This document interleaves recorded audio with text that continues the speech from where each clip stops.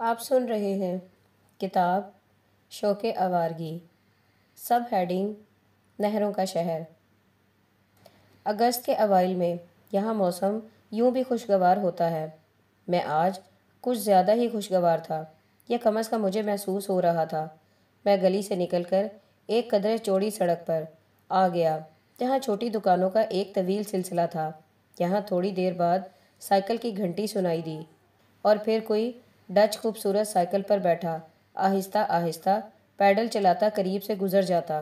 امریکہ میں قیام کے دوران لمبی لمبی قطاروں کے جھرمٹ میں میری آنکھیں اس سواری کو دیکھنے اور کان اس کی گھنٹی کی آواز کو سننے کے لیے ترس گئے تھے۔ مجھے یہاں سے اس علاقے کی جانب جانا تھا جہاں سے ایمسٹرڈیم کی سیر کے لیے لانچیں ملتی تھیں۔ اس خوبصورت شہر میں نہروں کا جال بچھا ہوا ہے، اور یہ نہریں شہر کے پر رونق بازاروں کے علاوہ تنگ گلی کوچوں میں سے ہو کر گزرتی تھیں۔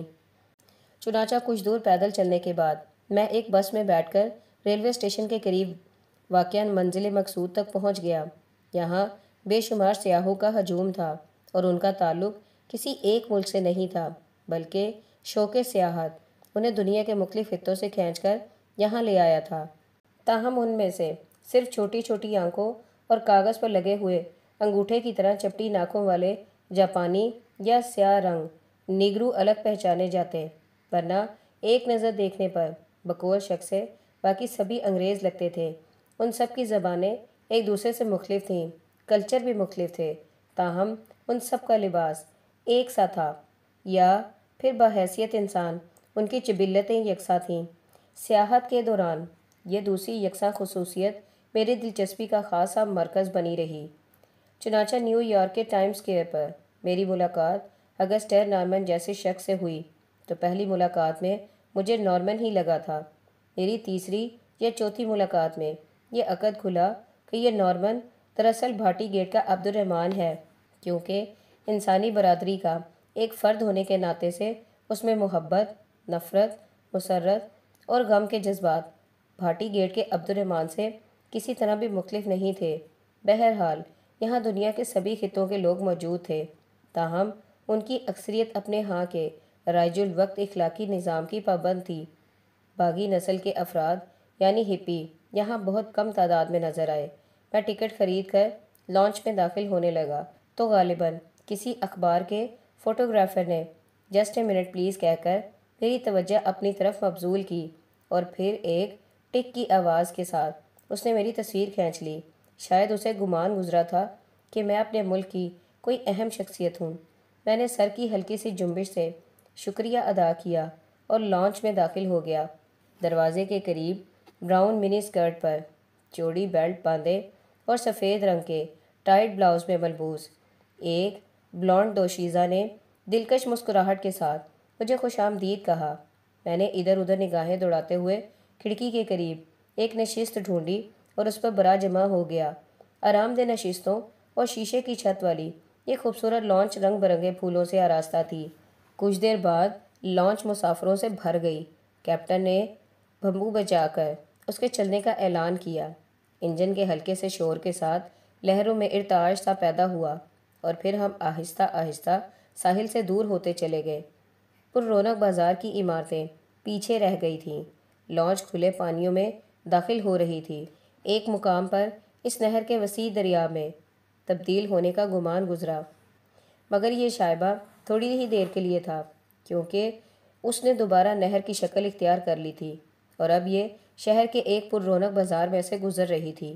ایک بوڑھا ڈچ گیٹس والی پتلون میں ملبوس پل کی ریلنگ پر دونوں بازو جمائے جھکا ہوا تھا۔ ایک سڑک نہر کے برابر سے گزر رہی تھی جس پر ٹریفک رواں تھی۔ میں نے اپنے کیمرے کے ساتھ سر اور بازو باہر نکالے، اور ابھی تصویر کھینچنے ہی کو تھا کہ لانچ ایک پل یا سرنگ نما راہ گزر میں داخل ہو گئی۔ میں نے فوراً خود کو اندر داخل کر لیا۔ لانچ میں ایک لمحہ کے لیے رات ہوئی، اور تھوڑی دیر میں دن طلوع ہو گیا۔ میری برابر والی دو نشستوں پر ایک ادھیڑ عمر اطالوی دیہاتی اور اس کی بیوی عجیب سی خوشی اور مسرت کے ساتھ یہ منظر دیکھ رہے تھے۔ ہمارا گائیڈ مقامی باشندہ تھا جو رواں کمنٹری میں مصروف تھا، اور بیچ بیچ میں ہنسانے کی کوشش بھی کر رہا تھا، کیونکہ کچھ لوگ واقعی ہنس رہے تھے اور کچھ لوگ ہنسنے کی کوشش میں صرف مصروف تھے۔ سامنے والی نشست پر بیٹھے ہوئے ایک بوڑھے انگریز کو گونجدار قہقہے لاتے دیکھ کر میں نے بھی اس کی باتوں پر کان دھرا۔ اس کے لب و لہجے سے پہلے تو گمان گزرا کہ وہ انگریزی کی بجائے کوئی اور زبان بول رہا ہے، پھر غور کرنے پر یہ گمان یقین میں نہ بدل سکا، تو اپنے انگریز آقا کی تقلید میں اس کی گلابی انگریزی پر ایک زوردار قہقہا لگانے کے بعد میں نے اپنا سر دوبارہ کھڑکی کے باہر کیا اور نہر کے کنارے کھڑے نیلے پیلے پھولوں والے درختوں کے عکس میں پانی دیکھنے لگا۔ اب نہر ایمسٹرڈیم کے ایک محلے میں داخل ہو گئی تھی جس کے دونوں جانب رہائشی مکانات تھے۔ نکروں میں ملبوس گول مٹول بچے گلی میں کھیل رہے تھے۔ اسی اثنا میں سجے ہوئے پل کی دوسری سمت سے ایک اور لانچ آتی دکھائی دی جس پر ہماری لانچ کے کیپٹن نے رفتار تیز کر دی اور اس سے پہلے پل کراس کر لیا۔ جب وہ لانچ ہمارے برابر سے گزری تو دونوں کشتیوں کے مسافروں نے مسکراتے چہروں اور ہاتھ کے اشاروں سے ایک دوسرے کے لیے نیک تمناؤں کا اظہار کیا۔ آگے چل کر نہر ایک قدرے کھلے سے علاقے میں بہنے لگی۔ یہاں عمارتوں کی دیواروں پر جرمن زبان میں لاتعداد پوسٹر چسپاں تھے۔ اس کھلے محلے کے بیچ میں بہتی ہوئی نہر کی ایک جانب کچھ کاریں پارک تھیں جبکہ دوسری جانب کچھ لوگ آرام دہ کرسیوں پر بیٹھے گپ شپ میں مشغول تھے۔ اسی اثنا میں نے کھڑکی میں سے جھانک کر دیکھا تو قدرے دور سے پھر وہی علاقہ دکھائی دیا جہاں سے لانچ نے اپنا سفر کا آغاز کیا تھا۔ گویا ہم گھوم پھر کر وہیں پہنچنے کو تھے جہاں سے چلے تھے۔ کچھ ہی دیر بعد لانچ کنارے پر کھڑی تھی۔ ڈرائیور نے آخری بار بھنبو بجایا اور پھر انجن بند کر دیا۔ پھٹ پھٹ کی دم توڑتی آواز سنائی دی اور پھر فضا میں سکون سا پیدا ہو گیا۔ مسافر اپنی نشستوں سے اٹھے اور ایک ایک کر کے باہر کو جانے لگے۔ دروازے پر بلانڈ دوشیزہ نے اپنے چہرے پر الوداعی مسکراہٹ بکھیر دی اور پھر نئے مسافروں کے لیے اپنی مسکراہٹ تیز کرنے لگی۔ باہر نکلتے ہی ایک نوٹس بورڈ قسم کی چیز پر نظر پڑی جس کے گرد مسافروں کا جمگٹا لگا ہوا تھا۔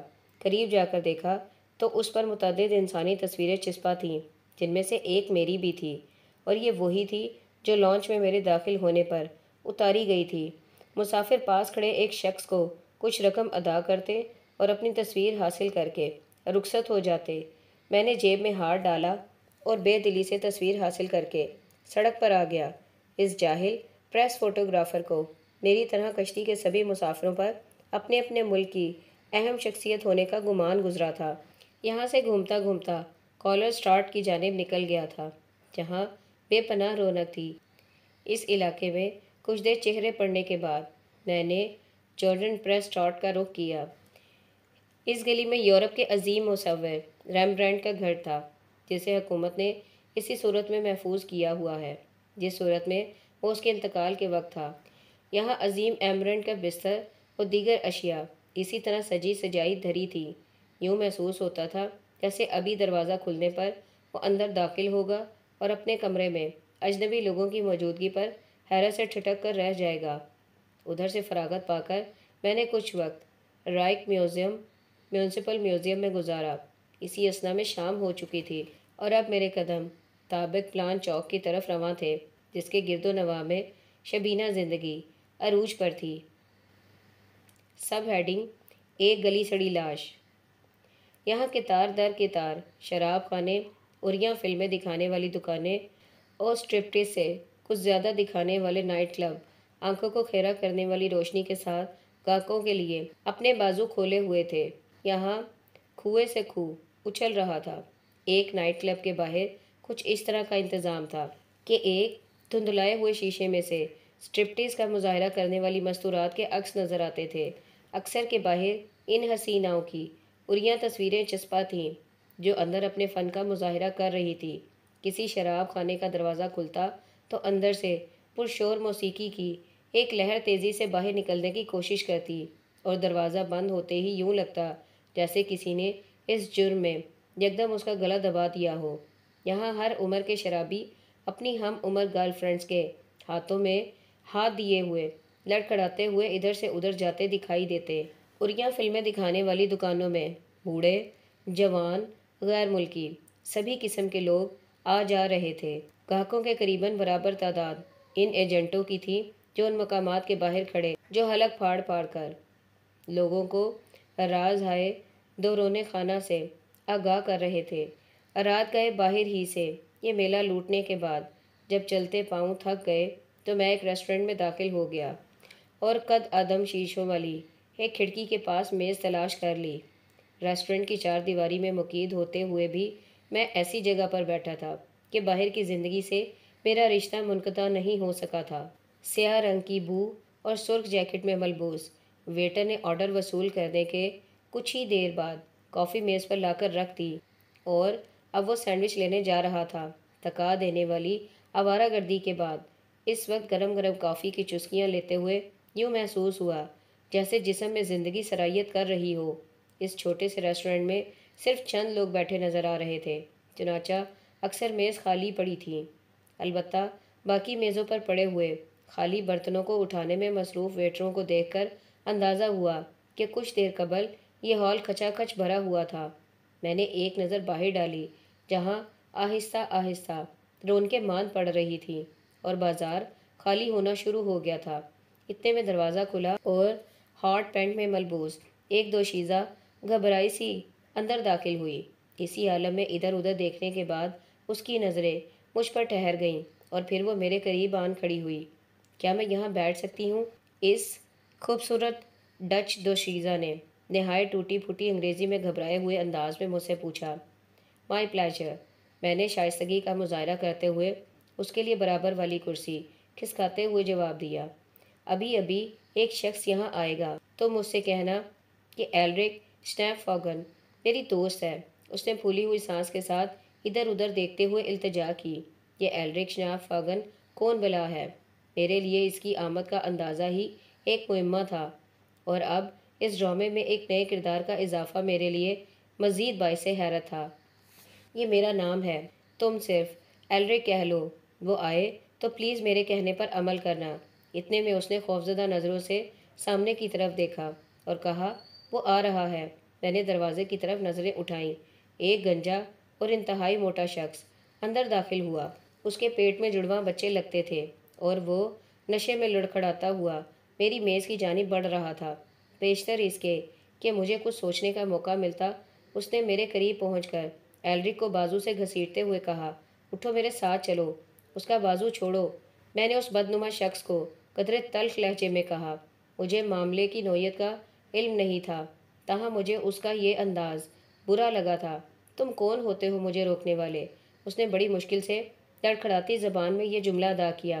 ایلرک میری دوست ہے اور تم میری موجودگی میں اسے اپنے ساتھ نہیں لے جا سکتے، میں نے ایک جھٹکے سے اسے پرے دھکیلتے ہوئے کہا۔ کچھ نہ جانتے ہوئے بھی میں نے اس معاملے کو اپنی ذاتی انا کا مسئلہ بنا لیا تھا، شاید اس لیے کہ یہاں کچھ مردانگی کا مسئلہ بھی آن پڑا تھا۔ اس نے ایک بار مجھے کھا جانے والی نظروں سے دیکھا اور پھر نہ جانے کیوں چپ چاپ واپس چلا گیا۔ میں نے کھڑکی میں سے جھانک کر دیکھا، وہ خالی سڑک پر دائیں بائیں آگے پیچھے قدم اٹھاتا ہوا کسی نامعلوم منزل کی طرف رواں تھا اور پھر وہ آہستہ آہستہ نظروں سے اوجھل ہو گیا۔ Thank you very much, Elric نے ممنونیت کے انداز میں کہا۔ یہ کیا کم ہے کہ اسی بہانے تم جیسی خوبصورت لڑکی سے تعارف ہو گیا۔ میں نے اس عرصے میں پہلی بار اس ہرنی جیسی آنکھوں اور چہرے پر بلا کی معصومیت رکھنے والی دوشیزہ کے حسن کو سراہتی نظروں سے دیکھتے ہوئے جواب دیا۔ اب تم جاننا چاہو گے کہ یہ سب کچھ کیا تھا، اس نے کہا، اور یہ کہ میں کون ہوں۔ گو اب اس کی خاص ضرورت نہیں، تاہم جان لینے میں بھی کوئی حرج نہیں، میں نے مسکراتے ہوئے جواب دیا۔ ایلرک نے ہولے سے اپنا سر اوپر اٹھایا اور پھر بھولے بھالے لہجے میں کہا، میں طوائف ہوں۔ مجھے یوں لگا میری کرسی کے عین نیچے کوئی بم پھٹا ہو۔ میں نے پھٹی پھٹی آنکھوں سے اسے دیکھا اور پھر کافی کا ایک گھونٹ حلق میں اتار کر سر کو کرسی کے ساتھ ٹکا دیا۔ کیا تمہیں یہ جان کر دکھ ہوا ہے؟ ایلرک نے کچھ دیر کی خاموشی کے بعد پوچھا۔ ظاہر ہے یہ کوئی ایسی خبر نہیں جس پر مسرت کا اظہار کیا جا سکے، میں نے اس دھچکے کے اثرات پر قابو پانے کی کوشش کرتے ہوئے کہا جس سے ابھی ابھی میں دوچار ہوا تھا۔ ابھی جو شخص میرے پیچھے آیا تھا وہ مجھے اپنے ساتھ لے جانا چاہتا تھا۔ میں کافی انکار کرتی رہی مگر پھر وہ دھمکیوں پر اتر آیا۔ اس نے مجھے معاملے کی نوعیت سمجھاتے ہوئے کہا، تمہیں اس کے ساتھ جانے پر کیا اعتراض تھا؟ چلی گئی ہوتی، میں نے جل کر کہا۔ اس کے ساتھ نہ جانے کی کئی وجوہات ہیں۔ مثلاً مجھے اس قسم کے شرابیوں سے سخت نفرت ہے، نیز اتنے بدنما شخص کے ساتھ شب بصری کے خیال سے ہی مجھے وحشت ہوتی ہے۔ تاہم ایک روز جب رات گئے تک کوئی گاہک میسر نہ آیا تو میں مجبوراً اس شخص کے ساتھ اس کے اپارٹمنٹ میں چلی گئی۔ اس کے بعد کئی دفعہ اس نے مجھے اپنے ساتھ لے جانے کی کوشش کی، مگر میں نے ہر دفعہ انکار کر دیا۔ وہ کیوں؟ میں نے سب کچھ بھلا کر حیرت سے پوچھا۔ وہ یوں کہ اس رات اس نے مجھے بستر پر لٹا کر میرے ہونٹوں پر لپسٹک ملی اور اسے چاٹنے میں مصروف ہو گیا۔ کچھ دیر بعد اس نے پھر یہی حرکت کی، حتیٰ کہ صبح تک یہ شخص 1.5 پاؤ کے قریب لپسٹک کھا چکا تھا۔ واقعی میرے چہرے پر بے ساختہ مسکراہٹ کھل گئی۔ ہاں، مجھے جھوٹ بولنے کی کیا ضرورت ہے؟ اس دوران رات کافی گزر چکی تھی اور اب میں واپس ہوٹل جانا چاہتا تھا۔ چنانچہ میں نے ویٹر سے بل منگوایا اور ادائیگی کے بعد الرک سے اجازت طلب کرنے کو ہی تھا۔ اس نے مجھے روک لیا۔ میں شب بصری کے لیے اتنی بری نہیں ہوں، اس نے مجھے دعوت عمل دیتے ہوئے کہا۔ صرف 150 گلرڈ میں تمہارے ساتھ جانے کو تیار ہوں۔ گو میں لپسٹک پر گزارا کرنے والوں میں سے نہیں ہوں، مگر طوائفیں میری کمزوری کبھی نہیں رہیں۔ میں نے بھولے بھالے چہرے والی اس دوشیزہ سے یہ بات کہی جس نے پہلی نظر میں میرے لطیف جذبات میں ہلچل مچا دی تھی، مگر اب وہ ایک خرانٹ طوائف کے روپ میں میرے سامنے کھڑی تھی۔ 150 کی بجائے 100 گلڈز میں بھی سودا ہو سکتا ہے۔ وہ بھاؤ تاؤ پر اتر آئی۔ نہیں، مجھے یہ بھی منظور نہیں، میں نے اکتائے ہوئے لہجے میں کہا۔ تو سنو، اس نے میز پر کوہنیاں ٹکاتے ہوئے ایک اور آفر کی۔ تم اگر چاہو تو یونانی ذوق بھی پورا کر سکتے ہو، مجھے کوئی اعتراض نہ ہوگا۔ نہیں، مجھے اکائی سی محسوس ہوئی اور میں جانے کے لیے اٹھ کھڑا ہوا۔ ذرا ایک لمحے کے لیے رک جاؤ، اس نے مجھے بازو سے پکڑ کر کہا۔ بازار بند ہونے کو ہے اور میں نہیں چاہتی کہ آخری گاہک ہاتھ سے جانے دوں۔ میں جو آخری پیشکش کرنے والی ہوں وہ اتنے پیسوں میں نے آج تک کسی کو نہیں کی۔ اس کے لیے میں نے ہمیشہ بڑی رقم وصول کی ہے۔ وہ کیا؟ تجسس کے جذبے نے میرے اندر سر ابھارا اور میں نے واپس کرسی پر بیٹھتے ہوئے پوچھا۔ وہ یہ کہ تمہارے ہر ذوق پورا کرنے کے علاوہ کوئی زائد رقم وصول کیے بغیر میں تمہارے برہنہ جسم پر پیشاب کی گرم گرم دھار بھی مارنے کو تیار ہوں۔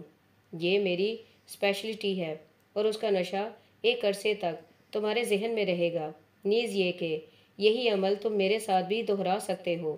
میرے سامنے سفید دستانوں والے قاتل نظام کی ایک اور گلی سڑی لاش پڑی تھی جسے خوبصورت ملبوسات میں ڈھانپ دیا گیا تھا۔ میں نے اس پر آخری نظر ڈالی اور باہر نکل آیا۔ سب ہیڈنگ: ماریا کی کہانی۔ صبح مجھے پیرس کے لیے روانہ ہونا تھا، میں نے ہوٹل میں پہنچ کر اپنے بکھرے ہوئے سامان کو یکجا کیا اور سونے کی تیاریاں کرنے لگا۔ جیک اپنی آرام دہ کرسی میں پڑا تھا۔ اس نے مجھے بستر کی طرف جاتے دیکھا تو کتاب ایک طرف رکھ دی۔ تم اس شہر میں پہلی مرتبہ آئے ہو؟ اس نے کتابوں کی دنیا سے نکل کر پہلی بار اپنے برابر میں موجود کسی شخص کے ساتھ مکالمے کا آغاز کیا۔ نہیں، امریکہ جاتے ہوئے کچھ روز یہاں قیام کر چکا ہوں، میں نے سر کھجاتے ہوئے جواب دیا۔ ان بدبودار ہپیوں کے بارے میں تمہارا کیا خیال ہے؟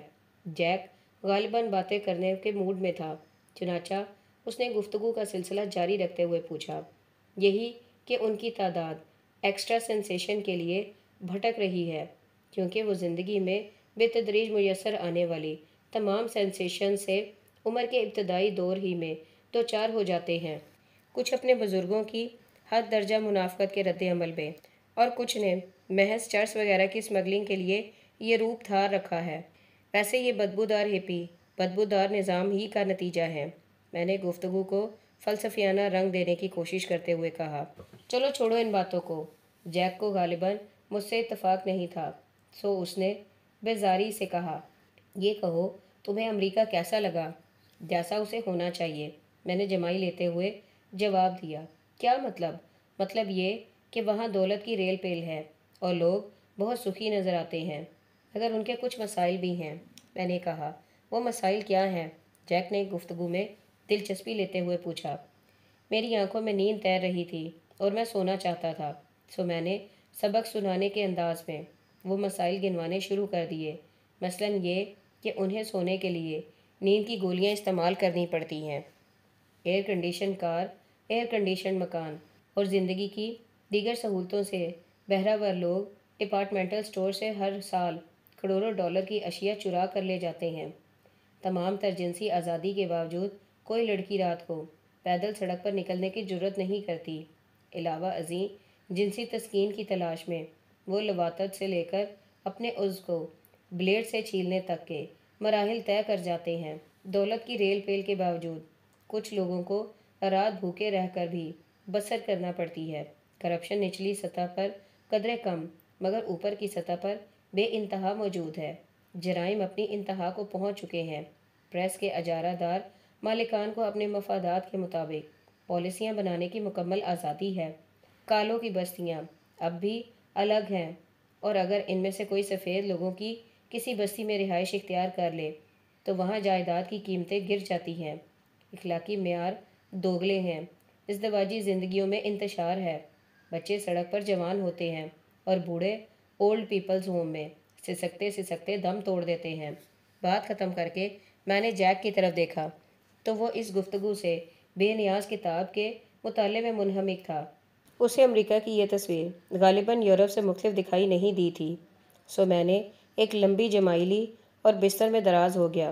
رفتہ رفتہ غنودگی طاری ہوتی چلی گئی اور پھر کچھ دیر بعد میں نیند کی آغوش میں تھا۔ صبح آنکھ کھلنے سے پیشتر میں نے محسوس کیا کہ 2 گرم گرم قطرے میری پیشانی پر گرے ہیں اور پھر گرتے ہی چلے گئے۔ اس کے ساتھ ہی دبی دبی سسکیاں سنائی دیں اور پھر آہستہ آہستہ سسکیاں ہچکیوں میں تبدیل ہوتی چلی گئیں۔ اس پر گھبرا کر میں نے آنکھیں کھول دیں۔ ماریا میرے سرہانے بیٹھی تھی۔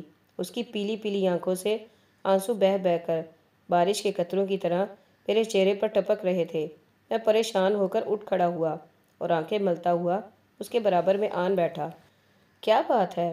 میں نے اپنی قمیض کے دامن سے اس کے آنسو پوچھتے ہوئے کہا۔ کچھ نہیں، صرف رونے کو جی چاہ رہا تھا۔ تمہارے پاس چلی آئی کیونکہ مجھے تمہارے بارے میں اطمینان تھا کہ دوسروں کی طرح تم ان آنسوؤں پر ناگواری کا اظہار نہیں کرو گے۔ نہیں، صرف اتنی بات نہیں، تم یقیناً مجھ سے کچھ چھپا رہی ہو۔ اس نے ہچکیاں لیے ہوئے اپنا سر میرے شانوں پر رکھ دیا۔ مجھ میں اتنی سخت نہیں تھی کہ اب کے پہلو بدلنے کے بہانے اسے خود سے جدا کر سکوں۔ تم مجھے اپنا دوست سمجھو اور سب کچھ کہہ دو، میں تمہارے غم میں شریک ہونا چاہتا ہوں۔ میں نے پیار سے اس کے شانوں پر ہلکی سی تھپکی دیتے ہوئے کہا۔ ہمدردی کے اس اظہار پر اس کا دل مزید بھر آیا اور اس نے پھوٹ پھوٹ کر رونا شروع کر دیا۔ اس کے آنسو خشک ہونے میں نہیں آ رہے تھے، وہ روتے ہی چلی جا رہی تھی۔ اب خدا کے لیے چپ بھی ہو جاؤ، نہیں تو میں بھی تمہارے ساتھ رونا شروع کر دوں گا، میں نے گلوگیر لہجے میں کہا۔ سچی بات ہے، مجھ سے اس کی یہ حالت نہیں دیکھی جا رہی تھی۔ کیا تم واقعی میرا دکھ جاننا چاہتے ہو؟ ماریا نے پیلی نظروں سے مجھے دیکھتے ہوئے پوچھا۔ ہاں، ہم ایک دوسرے کے لیے یہی تو کر سکتے ہیں، میں نے چارپائی سے نکل کر فرش پر بیٹھتے ہوئے کہا۔ اس پر اس کی ہچکیاں آہستہ آہستہ سسکیوں میں تبدیل ہوئیں اور پھر وہ بالکل خاموش ہو گئی۔ وہ بھی چارپائی سے اٹھ کر فرش پر میرے ساتھ آن بیٹھی۔ میرا باپ مسیحیوں کے پینٹی کاسٹ نامی فرقے کا ایک کٹر پیروکار ہے۔ ماریا کی آنکھیں کسی بنجر زمین کی طرح ویران اور خشک ہو چکی تھیں اور اب اس کی زبان تپتی ریت کی طرح جھلسنے لگی تھی۔ فرقے کے عقائد کی روح سے مرد اور عورتوں کے لیے سگریٹ نوشی کی قطعی ممانعت ہے، فلم دیکھنا حرام ہے، عورتوں کے لیے حکم ہے کہ وہ خود کو پوری طرح ڈھانپ کر رکھیں، شادی سے پہلے کسی مرد کا ہاتھ تھامنا گناہ کبیرہ ہے، نیز دوسرے مذہب میں تو کیا، کسی دوسرے فرقے کی عورت یا مرد کے ساتھ شادی بھی ازروئے شریعت جائز نہیں۔ میرا باپ ان عقائد پر سختی سے ایمان رکھتا ہے، مگر دوسری طرف وہ 3 مختلف ملازمتوں سے ہیر پھیر کے الزام میں نکالا جا چکا تھا۔ وہ میری نیک دل ماں کو بھی اکثر پیٹتا تھا۔ بہرحال میں نے اپنے والد کے گھر میں عمر کے 16 سال گزارے۔ قصبے میں اس فرقے کے پیروکار صرف چند ایک ہی تھے، تاہم میرا باپ سمجھتا تھا کہ میں اس کی ہدایات پر پوری طرح عمل پیرا ہوں، مگر جب ایک روز اس نے یہ خبر سنی کہ میں حرامی بچے کی ماں بننے والی ہوں تو اس پر دل کا دورہ پڑ گیا۔ میرے لیے اس گھر کی دیواریں پہلے ہی بہت تنگ تھیں اور ایک حرامی بچے کی ماں بننے کے بعد مجھے یوں لگا جیسے چاروں طرف سے یہ دیواریں آہستہ آہستہ میری طرف بڑھ رہی تھیں۔ اور جلد ہی میری ہڈیاں تک ریزہ ریزہ ہو جائیں گی۔ چنانچہ ایک روز میں نے وہ گھر چھوڑ دیا جہاں میرے 2 چھوٹے بھائی، ایک گڑیا سی بہن اور میری شفیق ماں رہتی تھی۔ قصبے سے نکلنے کے بعد میں نے یہ حمل گرایا اور اس وقت سے اب تک میں مختلف لوگوں کے ساتھ نگر نگر بھٹک رہی ہوں۔ جب پیسے ختم ہونے کو آتے ہیں کسی ادارے میں کچھ عرصے کے لیے ملازمت کر لیتی ہوں، مگر اکثر لوگ ہمیں نوکری دینے سے گریز کرتے ہیں۔ اس دوران میں نے ہر اس چیز سے سکون تلاش کرنے کی کوشش کی جس کے متعلق مجھے بتایا گیا تھا کہ اس میں تمہاری بے چینیوں کا علاج پوشیدہ ہے، مگر میں اب بھی اتنی ہی مضطرب ہوں جتنی اپنے والد کے گھر میں تھی۔ مجھے کسی نے محبت نہ دی، حتیٰ کہ اس نے بھی، جس کی خاطر مجھے اپنا قصبہ اور گھر چھوڑنا پڑا۔ اب تو کبھی کبھی مجھے خود پر طوائف ہونے کا گمان گزرنے لگتا ہے۔ اور اس کے ساتھ ہی اس کی آنکھیں پھر سے بہہ نکلیں۔ اس نے اپنا سر میرے شانوں پر رکھ دیا اور پھوٹ پھوٹ کر رونے لگی۔ میری قمیض ان آنسوؤں سے تر ہوتی چلی گئی جو آج تک ماریا کی آنکھوں سے بہہ کر اس کے اپنے دامن میں ہی خشک ہو جاتے تھے۔ جیک اس دوران کمرے میں داخل ہوا اور اس نے ایک نظر ادھر دیکھا اور پھر کمرے سے باہر نکل گیا۔ میں زندگی سے تنگ آ گئی ہوں، اب میں سکون کی تلاش میں صرف ایک سفر اور کروں گی۔ اس نے میرے شانوں سے سر اٹھا کر میری طرف دیکھتے ہوئے کہا، میں افغانستان سے ہوتی ہوئی پاکستان اور انڈیا جاؤں گی۔ میں نے سنا ہے وہاں کے لوگ بہت پرسکون ہیں اور ان کی زندگیوں میں کوئی پیچیدگی نہیں۔ یہ سن کر میں نے پھٹی پھٹی نگاہوں سے اس کی طرف دیکھا اور اچانک یوں محسوس ہوا جیسے کسی نے میرے سینے میں ایک بھاری سل رکھ دی ہو۔ کیا وہاں بھی شانتی نہیں ہے؟ میری یہ کیفیت دیکھ کر ماریا کی آواز کسی کنویں سے آتی ہوئی سنائی دی۔ میں نے کھوئے انداز میں اس کی طرف دیکھا اور پھر کھوکھلی ہنسی ہنستے ہوئے کہا، وہاں سکون ہی سکون ہے، ہر کوئی سکھی ہے۔ ہم تو کبھی ہنسنا بھی چاہیں تو بھی ہنسنے کا سامان پیدا کر لیتے ہیں، یہ دیکھو۔ اور پھر میں نے پاس دھرا اٹیچی کیس کھول کر لافنگ ٹوائے کا بٹن آن کر دیا۔ کمرے کی مغموم فضا میں ایک زبردست قہقہا گونجا اور پھر اس میں ایک مذاقہ خیز تسلسل پیدا ہوتا چلا گیا۔ اس میں سے نکلنے والے قہقہوں نے اس پرانی عمارت کی خاموش فضاؤں میں ارتعاش سا پیدا کر دیا۔ قہقہوں کے اس مذاقہ خیز تسلسل کے دوران میں نے بھی ہنسنا شروع کر دیا۔ ماریا کے آنسو خشک ہو چکے تھے اور اب وہ پھٹی پھٹی آنکھوں سے میری طرف دیکھ رہی تھی۔ گٹار کے زخمی تاروں پر دکھی انگلیوں کا رقص ختم ہو چکا تھا اور اس کی جگہ ستار کے نوحے اداس شام کی چاپ کی طرح فضاؤں میں پھیل گئے تھے۔ باہر سڑک پر خانہ بدوش ہپی سوکھے پتوں کی طرح انجانی منزلوں کی طرف رواں دواں تھے۔ ایک سایہ ہوٹل کی راہداری سے نکلا اور اس بھیڑ میں شامل ہو گیا جس کا رخ پیرس کی طرف تھا۔